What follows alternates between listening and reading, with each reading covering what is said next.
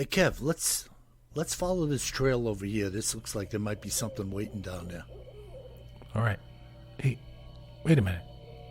Do you hear that? Yeah, I thought it was just me. What the heck is that?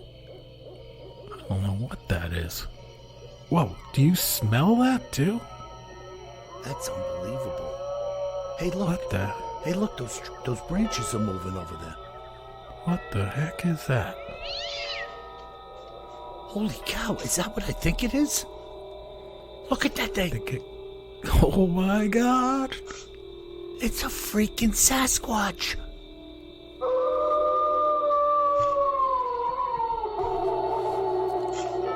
Welcome to the Bigfoot Terror in the Woods Sightings and Encounters podcast. I am your host, W.J. Sheehan. Hello, everybody, and welcome once again to our show. My name is W.J. Sheehan, author of the series Bigfoot Terror in the Woods Sightings and Encounters. All of these books are available at Amazon in paperback and ebook format, 9 volumes. And if you're an audiophile, check out volumes 1 through 8 at Audible, iTunes, and Amazon as well. And now, may I introduce you to my brother and co-host, W.J. Sheehan. No, I tricked you. KJ I was like, Sheehan. wait a minute. KJ, my brother Kevin Sheehan. Kev, how are you, brother? I'm doing great. How are you? Okay. I got you good. I was like, wait a minute. He's introducing himself. This is a trick podcast. Getting ready for Halloween, a little trick or treat. Oh, man. Yeah, well, you know, I had a rough day in the city today. I told you, we drove in there to Upper Manhattan. Yeah. And I'll tell you, man, every time I'm in the city, I'm glad I live where I live. And you're not exactly a country boy either, so that tells you something. Yeah, that's just, man, talk It's about... tough. It's a lot of people there. Yeah, and I've seen T-shirts through the years. Somebody made up T-shirts that say, instead of New York, it says Zoo York, Z-O-O. They definitely nailed it with that, man. I told you I was using that Waze driving app. Yep. That took me for a tour of Queens. I was so turned around, up this street, down that street. I didn't know where I was. At one point, I rode by Citi Field, the New York Mets Stadium. Oh, yeah. And then it was down this street, up that one, over here, down there, and I was just like, forget it, man. If that thing had gone out on me when I was in there, I wouldn't have known where I was. Oh, yeah. Well, that's the whole thing. Once you commit, which I'm a big Waze believer, by the way, but once you commit to it, it takes you down some paths, and you're like, if this thing dies. Unbelievable. Here we go. Yeah, thankfully, hopefully I don't have to go in there ever again. I don't know if that's going to happen, but, sometimes when you go to places, you realize why you haven't been there in a while. Yeah, it's challenging. I mean, it's just so many people there. It's kind of crazy, right? Great. I mean, that's just the concentration of the population in such a small place, right? Like, even when you're there, I know it takes forever to get from A to B when you're on Manhattan Island. But when you drive across it, for example, east to west or west to east, you're like, this place is relatively small. Yeah, it's not that big, and it's jammed. Yeah. But 8 million or 9 million people on the island. Yeah, and today, I mean, by the time the podcast airs, it'll be done. But President Biden was in there today at the UN, and police. Yeah, that'll slow things down a little.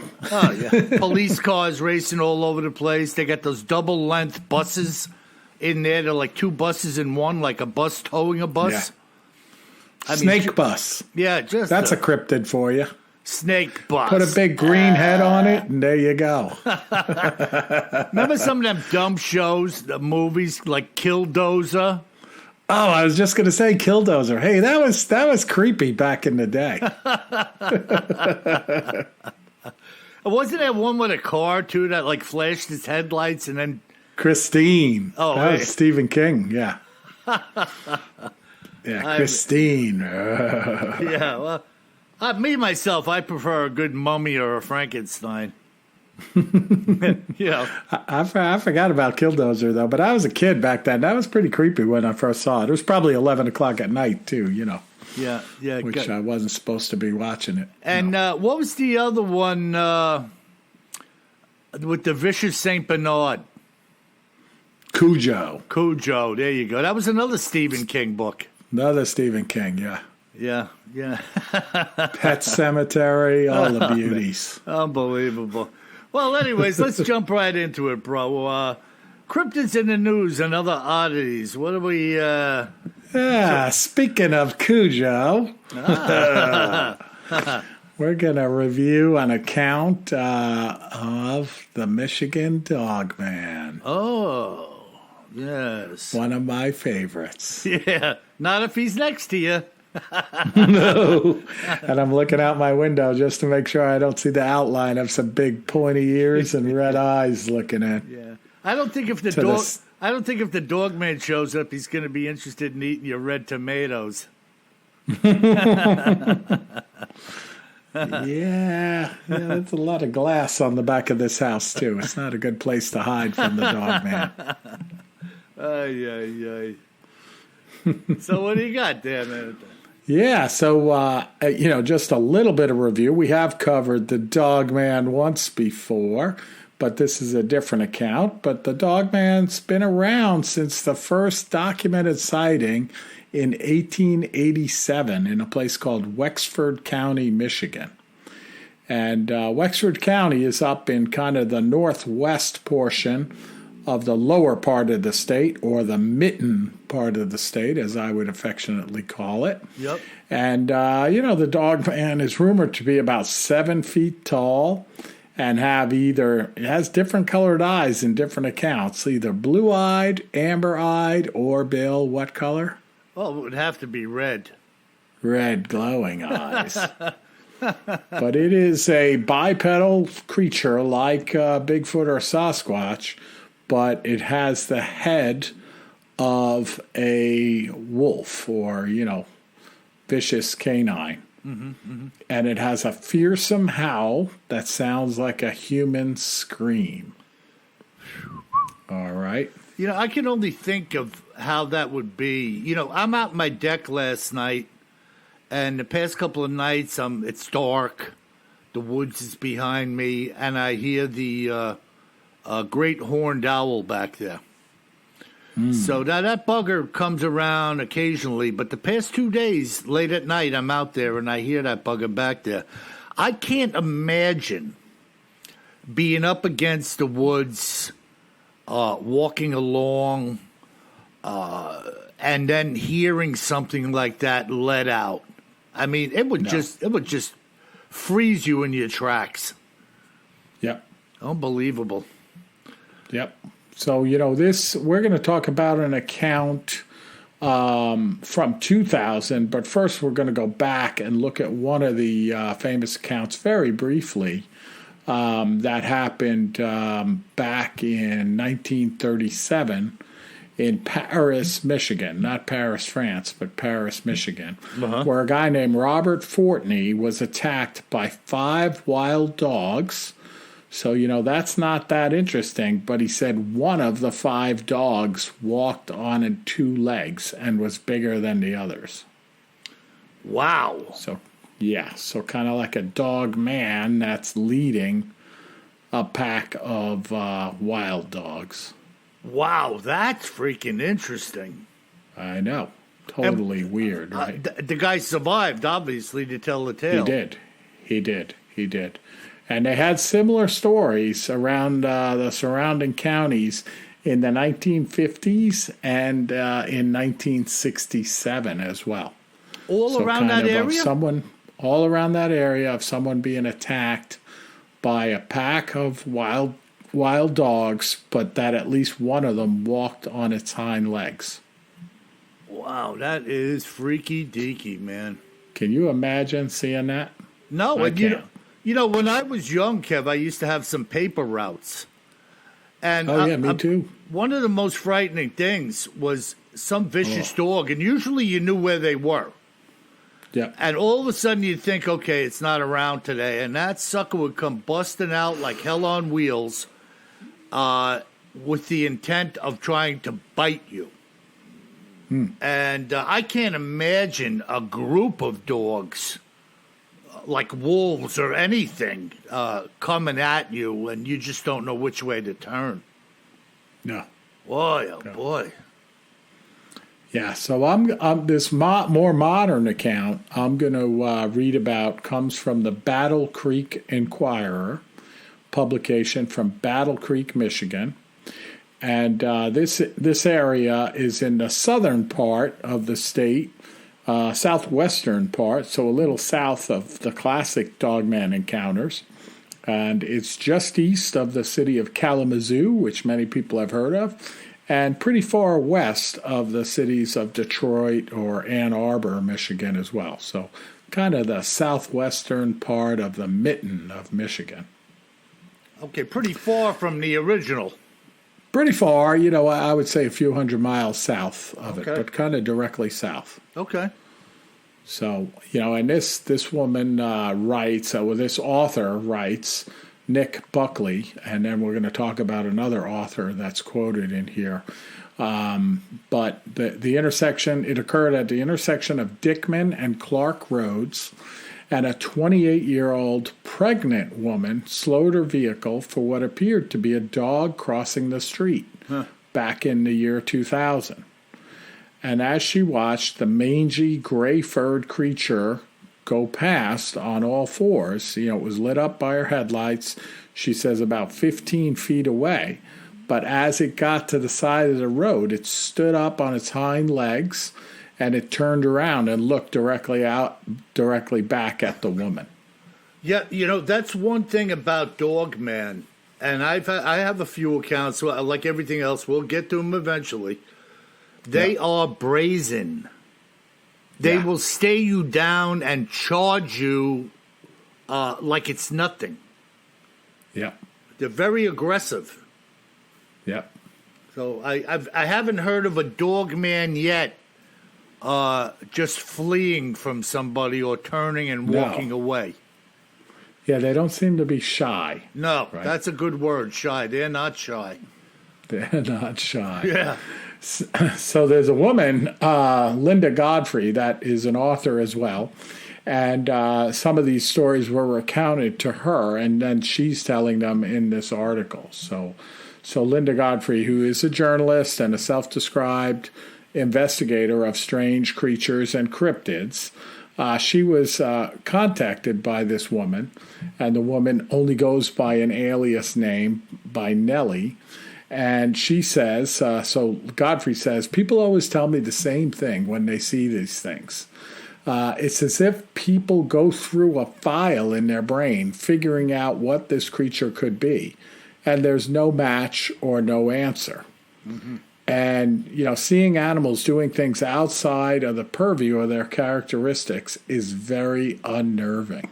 Yeah. Right? Which we've talked about that before, where, you're kind of trying to do the match of what you're seeing. Yep. And like that police officer up in Whitehall, New York, yep. Famously said, I found myself looking at something that I knew or I had thought my whole life did not exist. Yeah, and this takes us back to the taking of photographs. People don't realize until it happens to them, you're not necessarily in a frame of mind in that moment when something really strange, you're confronted with something really strange. Even if you have a camera in the moment, the first thing you're thinking of is not grab the camera and take a photograph quick. Yeah. You could be in like a mental stupor for a minute, like what the... And when it doesn't happen to you, it's very hard to quantify that.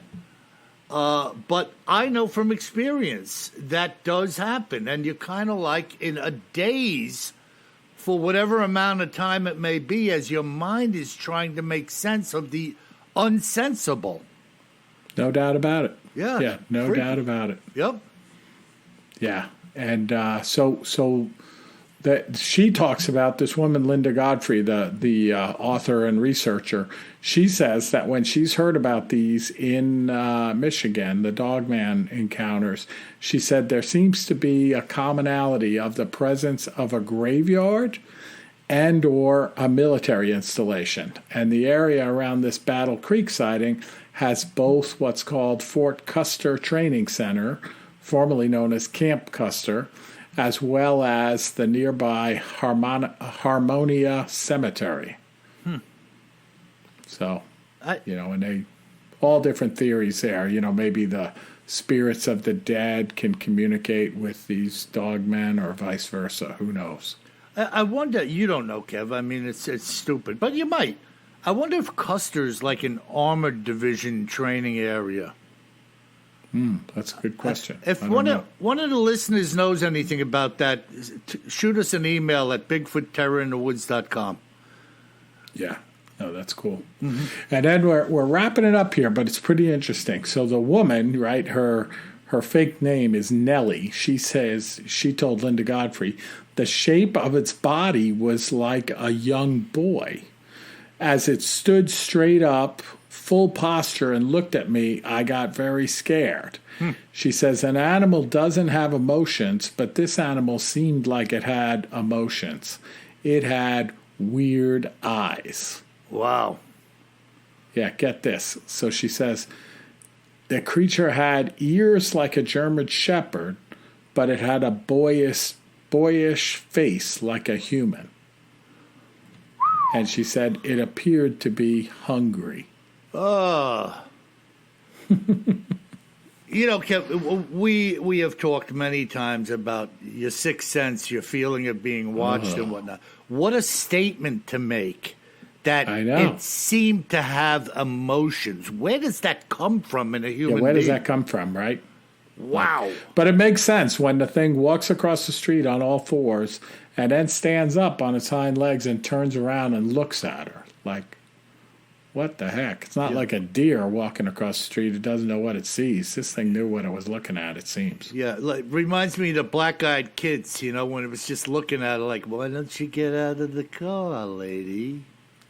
We just want to use your telephone. We love the black-eyed children. They're coming back. Maybe we'll do a Halloween episode on the black-eyed children. Well, I told you, remind me, Kev, because I do have a black-eyed child account. We're doing it on Halloween, Bill. All right, I'll have to dig that up and put it aside, and that is freaky deaky. We might have to dress up like black-eyed children. Go do some trick-or-treating. Nothing to worry about. I just want to borrow your telephone. Yeah. No, you can keep the candy. I don't like candy. I'll take it all later. After you're gone.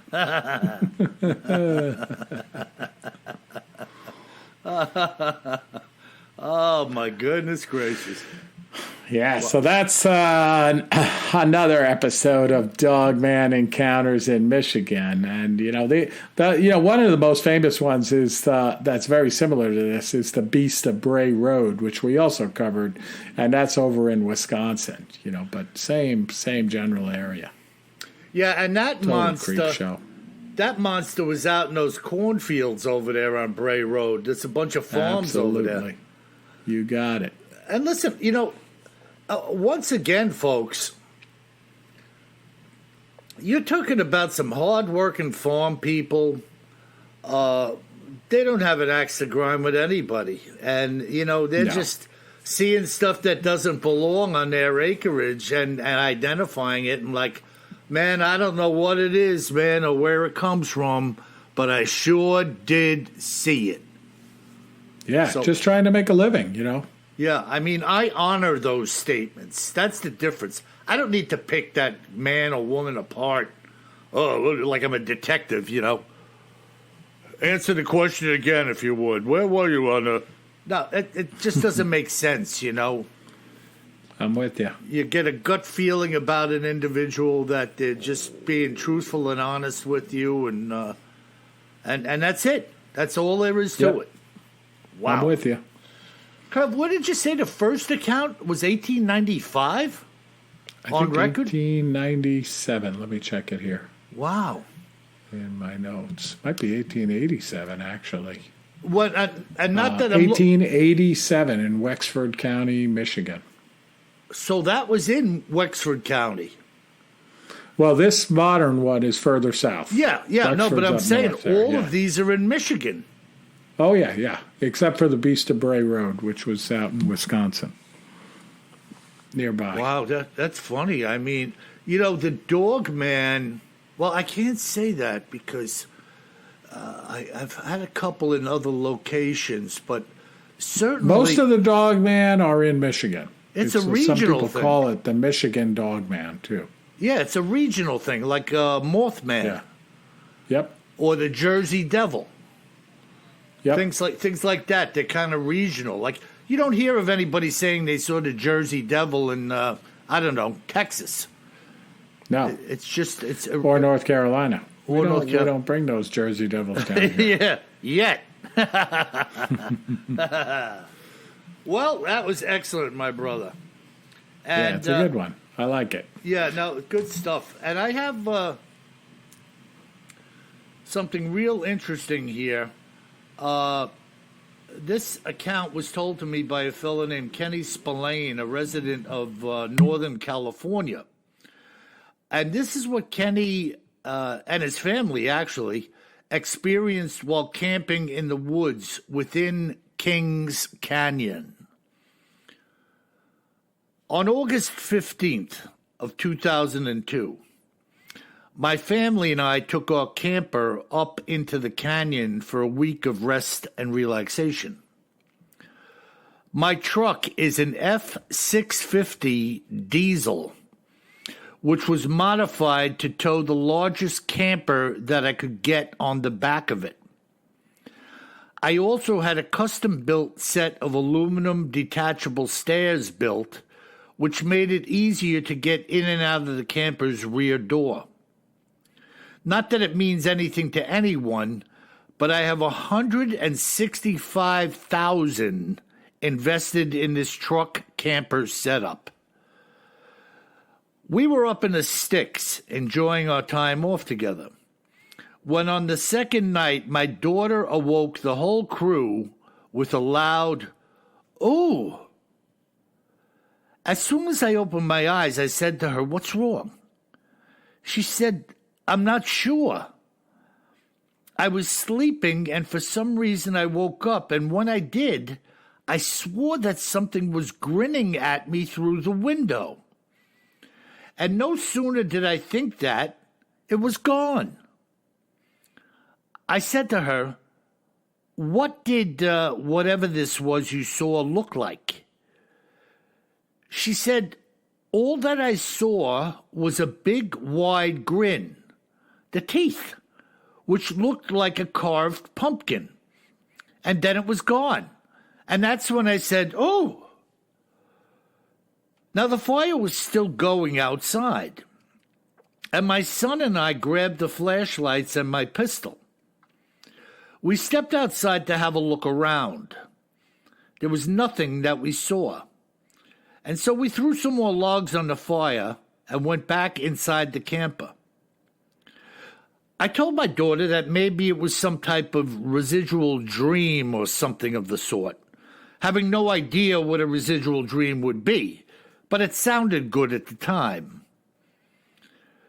The following day, we were making lunch, cooking franks and beans on the fire. We started to hear what sounded like several owls hooting.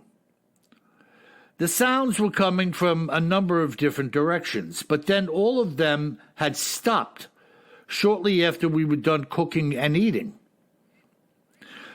My son had commented that he didn't think owls were around during the day, and my wife followed in suit, saying that she believed they were in fact nocturnal.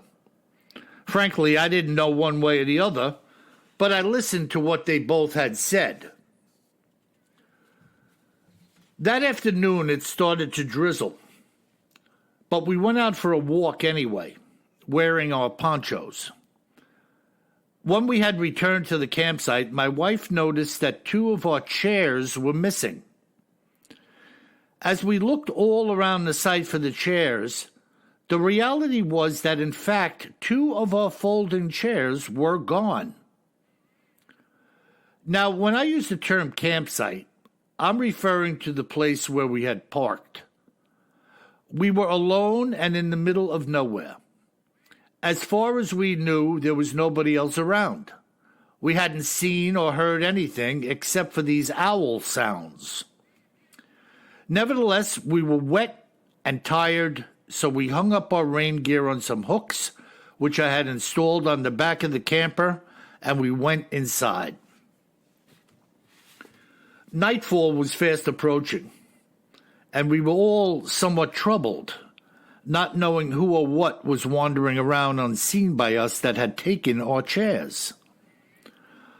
My wife and daughter were already saying that they wanted to get out of here, but I told them I'm exhausted and that we would leave in the morning. It was about 10:30 p.m. My daughter was reading a book in the upper bunk while the 3 of us were playing cards. Suddenly, something slammed into the side of the camper. It had hit the camper so hard that some of the interior trim popped off the wall. My wife screamed, and my daughter started to cry. This camper had been modified, as well as the rear of my cab, so that I could step through a small hatch into the truck. I passed through the hatch and started the engine. As soon as it was running, the truck started to rock back and forth violently, to the point where I thought it was going to flip over. The girls and my son were being tossed about in the camper, slamming back and forth against the walls, while my own head had already crashed into the window several times. At some point, my eyes had caught a glimpse in the West Coast mirrors of a huge creature that was leaning against the side of the truck. It had to be enormous because I could only see it from, say, its waist down as I was looking down the side of the truck in the mirror. The truck was still rocking as I slammed it into gear and punched it, sending the whole family in the back tumbling into the back of the camper. The only thing I could think of was getting out of there and getting out of there fast. The path was not terrible, but it wasn't good by any means. As I punched the truck and had moved maybe 100 feet, 2 final crashing blows resounded against the back of the camper, which sounded like it was hit with the trunk of a tree. Everyone was crying and screaming as my son made his way now up into the cab. I asked if everyone was okay, and besides being roughed up a bit, everyone was in fact all right. When we had cleared the woods, making it out onto the main road, I let out a sigh of relief. My son said to me, "Dad, what was that?" I told him and the girls that I believed I saw a Bigfoot in the side mirror of the truck. On the trip back, everyone had fallen asleep, and I just kept driving, not caring if I ever slept again, with my only thought being that of getting everyone back home and safely. Having made it back to the house in 7 hours, I woke everyone up, and they all staggered into the house. I asked my wife to make me some coffee while I stayed outside to do an inspection of the truck and assess whatever damage had been done to it. The roof and the side panels of the camper had separated from each other, apparently where this beast had been grabbing it. On the rear of the camper, where the two final blows had landed, there were two large indentations.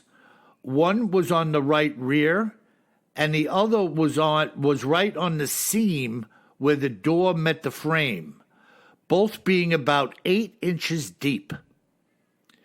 It looked as though two boulders had slammed into the rear of the camper.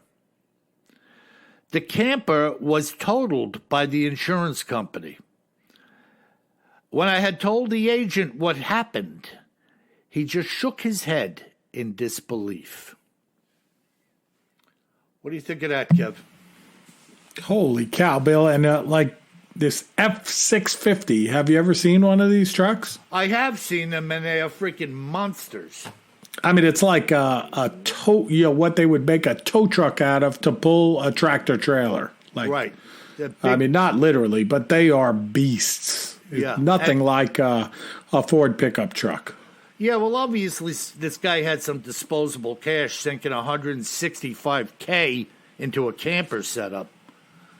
Yeah. But, I mean, this is a freaking monster, and a monster attacked a monster. No doubt about it. But, I mean, that gives you a feel. When he says he's in the biggest, what do you say, the biggest camper that you can pull, and the thing's shaking around, in my words, not his, like a Tonka truck, right? Yeah, I mean, Yikes. The fact also, too, now, look, we know what campers are made like. I mean, I don't never owned one, but, I mean, what are we talking about? Yeah, they're not super sturdy. Right, No. pop riveted aluminum panels, insulation. On top of composite board. Yeah, so it's not like you're attacking a Brinks truck. No. But no. still, the idea that the seam had opened up from the roof and the side, or whatever he said, and the door frame in the back. I mean, really, you can't just take a camper to a body shop and say, "Can you please fix this?" No. They're not prepared for that, I'm sure it was probably totaled. Yeah. You'd guess. Well, that's what he said. The insurance company totaled it. Yeah. Yeah. So suffice to say, there was enough damage. And how the heck you would shake or rock an F650 on a frame with a camper on the back? That's what I'm thinking. Like, of an earthquake, a good-sized earthquake out there would be tough shaking that beast. It's just unbelievable. I'm looking at a picture of one, and it's like they are ridiculous. Yeah, they're big ridiculous. monsters. And no doubt, I'm sure this was like a dually, right? A single axle with dual wheels on the back. Yep, looks like they're all that way. Yeah, big honking diesel. Yeah. So, and it's got literally, it has like Peterbilt or Kenworth wheels on the thing, like that size. Yeah, monsters. Yeah, and here again. Also, did you take note of the owl noises? Yeah. Remember the guy in the tree stand in Tennessee? Yeah. That whole thing started with the owl noises in the fog. Yep. And he said it didn't make sense to me, and they didn't sound real. And I've been hearing a bunch of owls lately. I certainly now hope that they are owls. Well, yeah. Just wait and see, bro. Whoa, wait a minute. At least it's not Dogman. Yeah, that you know of. I got that going for me. Oh, my goodness. Yeah, so, I mean, Cool. Have you ever heard of Kings Canyon? No, I haven't, but that doesn't mean anything. There's a lot of canyons out there in California. Yeah, I'm sure they're all named. Yeah. Kings Canyon, Northern California. If anybody out there knows anything of the area, please do chime in with us at BigfootTerrorInTheWoods.com. Oh, that sounds awesome. Yeah, so that's it, man. I mean, that's just another mind-blowing encounter with, and it's funny. I was just thinking about this the other day, all by my lonesome. It came into my mind. All of the accounts revolving around road building equipment, the logger's tale where they were taking down that stand of timber and the thing came out. Yep. There's so many accounts revolving around people in the woods now after a lot of logging and other stuff has been being done over, say, like the past 125, 50 years. I really don't think these creatures are happy about man's imprint on the land. No, well, what kind of wild creature that lives in the forests is going to be happy with that, right? I mean... Well, to the extent, though, that they would kind of like take it out on you. Well, that's a different emotion, right? Like the deer aren't going to take it out on you, although maybe that's why they're eating my plants. Yeah, that's vengeance. I think it's more that we took their plants away. That's why they're coming out here to eat. But Yeah. I don't think they have that vengeful emotion, but maybe the hairy man does. Yeah, or capable of it, you know. Yeah. And I've said it before, and I'll say it again. You know, to me, these animals, some are nicer than others, and I have nothing to quantify that statement, other than let me go back to my paperboy days. One dog would know you were coming, run out wagging its tail because it wanted you to scratch it and pet it. It was like waiting for you to come by. Yep. And then the other dog, whether it blew out the front door or ran out of the back of the house or broke its leash, straight at you, snapping, growling, and snarling. I mean, so, yeah, I mean. Oh, I know. Talk about yin and yang. Woo! One's got it in for you. Watch out. Yeah.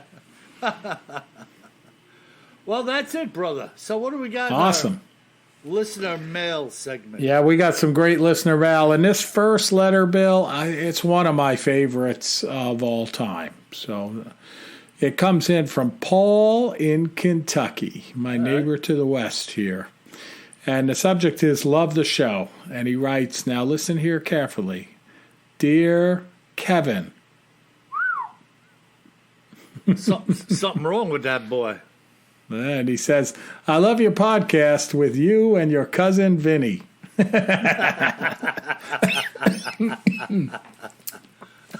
And he says, I kid, but I love it, Paul. That's awesome. I just watched my cousin Vinny the other day for like the 150th time, and I just laugh out loud all the time at my cousin Vinny with Fred Gwynn, Herman Munster playing the judge. Is just fantastic. Down in Alabama. So Paul goes on to say, I first heard WJ on Sasquatch Chronicles and loved every second of it. I enjoy audiobooks since I work a lot. I always said if WJ would narrate the books, I would buy them. Recently, I found your podcast and I found out that he does narrate the books. When I heard that, I screamed, yeah-wee! Oh, get this though, Bill. Everyone at the funeral service looked at me in disgust. I guess I should have waited until after Uncle Jim's funeral and contained my excitement. Kev, before you continue, if you remember, what the heck was that quote about the white thing lives? Oh, yeah, the white thing lives. That was the white thing. Yeah, so he says, I guess I should have waited until after Uncle Jim's funeral and contained my excitement. And he says, listening from Kentucky. And by the way, we always carry guns larger than we think we're going to need. Just ask Grandma.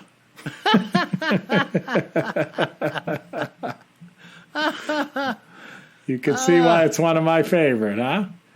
Yeah, that's good stuff, especially screaming out in the middle of the funeral or the wake or whatever. Exactly. It's unbelievable. Unbelievable. What was that guy's name? Paul? His name was Paul in Kentucky. Paul, awesome, brother, awesome. Yeah, great letter. Uh-huh. And now we hear from Gerald in Ontario, Canada. And this one, Bill, this is probably the 20th letter, maybe the third one we read, about the $6 million man match with Bigfoot. And I still haven't found this thing, so I have to find it out there. So he writes in, so Gerald writes in, hey guys, I recently heard you refer to the Bigfoot creature in the $6 Million Man, played by Andre the Giant. Funny enough, I recently went down the rabbit hole on the Addams Family TV show. And it was actually Ted Cassidy, otherwise known as Lurch, you rang, who played the creature. Keep up the great work. Love the show. So we got to figure this out, Bill. Like a lot of folks say it's Andre the Giant, and he's saying it's Ted Cassidy, otherwise known as Lurch. Yeah, I can't say. I could say I was looking directly at articles and reading them, pictures of Andre shaking the hand of the $6 Million Man. Then they showed him made up. Steve Austin. Yeah, what I saw was definitely Andre the Giant. All right, well, we'll have to look it up. Name. Yeah. Yeah. I'm going to look it up. I haven't had a chance yet. I keep forgetting about it. Yeah. All right, and Jeffrey writes in, and Jeffrey says, hi, guys, just wanted to check in and make sure you're all well. And we are, Jeffrey. Thanks for checking. I hope everything's okay. If you need anything, let me know. Well, Jeffrey, there are a few things we need, like a bag of unmarked $100 bills, preferably a very large bag that you can only carry in an F-650 Ford pickup. That's correct. You got that, brother? And I wanted to let Bill know that I've sold 4 of his books so far at my shop. Uh-huh. I point them out to people if we happen to get on the subject of Bigfoot, and I even offer to sign them for people. But when they find out I'm not the author, they don't want me to sign it. Yeah. I think I like Jeffrey. Yeah.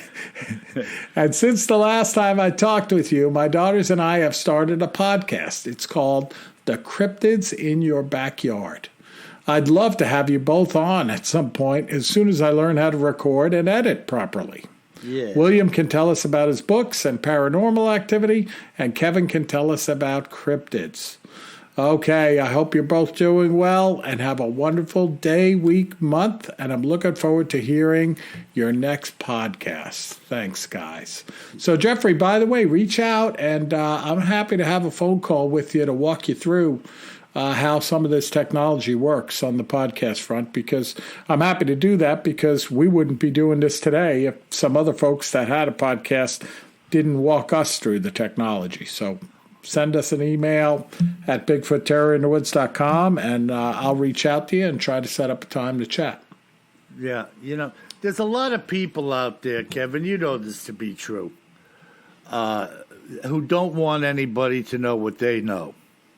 Yep. It's a very selfish, egotistical thing, to keep everything to oneself, Whereas my philosophy is there's plenty for everybody, and that includes me. Yeah. So I don't begrudge anyone anything, But, excuse me, I also contacted Jeffrey. Jeff, if you're out there, give me a call. I haven't talked to him in a while.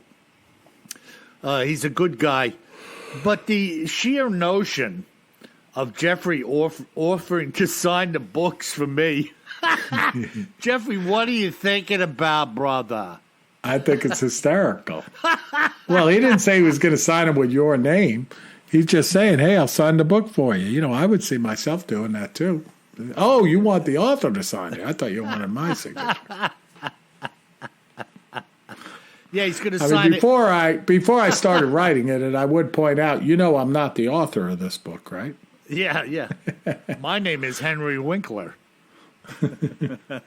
Hey. My friends call me Fonz. Hey. That's good. All right, our next one comes in from Mark in California. And he says, it was exciting finding your website after listening to your interview on Night Callers Radio with Lauren Smith. I recently became intrigued with the cryptic topic while watching Monster Quest on the History Channel, especially Bigfoot and the Jersey Devil. There we go. I recently discovered that right here in my backyard, just 5 miles east of Castro Valley, California, in Pleasanton, there were sightings in the Palomares Hills and Gold Creek area back in the 70s by 2 quail hunters and a lady that saw a huge Bigfoot creature crossing a dirt road near Hop Yard. I enjoy listening, and I'm looking forward to more content and encounter stories. I love Terror in the Woods. Please keep them coming. Thank you. Mark. Yeah. Kev, I reached out to Mark because whenever somebody tells me something about encounters, old or new, I'd like to speak to them and hear anything else they have to say about it. Emails are always cut and dry. They're like text messages, most of them, you know? Yeah. But I haven't heard back from him yet. So if you're out there, bro, I gave you my number. Give me a shout and we'll talk. But, cool. I'm just buzzing about when I hear people have heard about this or their friend said that or this and that. I want to know. I mean, I want to freaking know what you know. So give me a call. Reach out to us, by the way. If you're listening to this podcast for the first time or the 100th time, we want you to be a part of it. And you can contact us at BigfootTerrorInTheWoods.com and hit the contact button and just let me know. Reach out. No doubt about it. Yeah, yep. Good stuff. All right, Bill, and our last letter comes in from Buddy in Louisiana.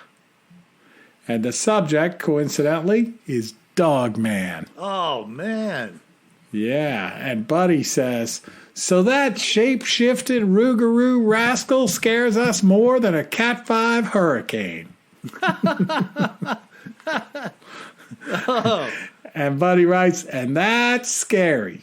Do you think this creature is one of God's critters or the devil's work? And why do you think so? And by the way, we always carry more gun than we think we're going to need, even when we run out to buy a container of milk.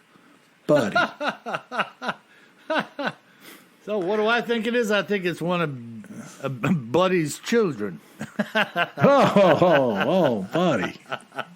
I'm sorry what my brother said, Buddy. So what do you think, Bill? One of God's critters or the devil's work? Yeah, I definitely think it's the devil's work. Yeah, some kind of conjuring thing, or yeah. It's like, all of these really strange creatures. Not like Bigfoot isn't strange, but these other things, man, they're conjured up. There's some type of shape shifting. The Rougarous and well, like Buddy said, a shape shifting rascal. Yeah, no, there's no doubt in my mind that these things are conjured up from the pit of hell, and you're just getting a preview of what you're in for if you're on the wrong side of things, if you catch my drift. Oh, yeah. Well, that's it, Bill. That's some great mail this week. Great account from you. And we had the little Dogman and cryptids in the news and other oddities. And, folks, thank you for all of those 5-star reviews. Keep them coming. We need them. It's virtually the only way we have to attract new listeners to the podcast. So give us 5 stars right now from your favorite podcast player. Yeah, that's awesome, man. And by the way, in case you missed it, I'm doing some readings on TikTok. So if you're into that, you can look me up. Just type in. People have told me they typed in damn near anything and got me. But my ID is You mean literally you type in damn near anything? Or and I come up. There's a picture of me winking at you holding a 45. And there's a little header over me that says, welcome, come on in. Welcome, come on in. Nothing to worry about. Nothing to worry about here. Anyways, yeah. And by the way, if you happen to be wandering in the woods in Michigan, you better remember one thing, my friends. Always carry more gun than you think you're gonna need. Sleep tight.